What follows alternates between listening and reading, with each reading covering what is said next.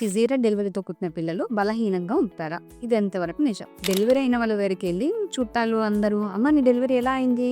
సిజేరియన్‌తో అయిందా? అమ్మో! అయితే నీ బిడ్డ చాలా వీక్‌గా ఉంటుంది" అని అంటుంటారు కదా! అయితే ఇది కేవలం పూర్తిగా అపోహ మాత్రమే. బేబీ యొక్క ఆరోగ్యం ప్రెగ్నెంట్‌గా ఉన్నప్పుడు తల్లి యొక్క ఆరోగ్యం ఎలా ఉంది? వాళ్ళు రెగ్యులర్ ట్రీట్మెంట్స్ తీసుకున్నారా లేదా? వాళ్ళకి థైరాయిడ్, బీపీ, షుగర్ లాంటి ఏవైనా హెల్త్ ఇష్యూస్ ఉన్నాయా? అవి కంట్రోల్‌లో ఉన్నాయా లేదా? ప్రెగ్నెంట్‌గా ఉన్నప్పుడు కావాల్సిన సప్లిమెంట్స్, ఐరన్ రిచ్ ఫుడ్ కానీ, ప్రోటీన్స్ అవన్నీ ఎలా తీసుకున్నారు? కరెక్ట్‌గా వ్యాక్సినేషన్ వేసుకున్నారా లేదా? అనే దాన్ని బట్టి ఉంటుంది. అలాగే డెలివరీ అయిన తర్వాత బేబీ హెల్త్ కానీ, వెయిట్ కానీ, బేబీ పాలు ఎలా తీసుకుంటుంది? కరెక్ట్ టైంకి ఫీడింగ్ ఇస్తున్నారా లేదా? కరెక్ట్ టైంకి వ్యాక్సినేషన్ ఇచ్చారా లేదా? ఏమైనా ఇన్ఫెక్షన్స్ ఉన్నాయా? బేబీ కేర్ ఎలా తీసుకుంటున్నారు? ఇలాంటి వాటిని బట్టి బేబీ హెల్త్ అనేది డిపెండ్ అయి ఉంటుంది తప్ప డెలివరీ సిజేరియన్ అయిందా?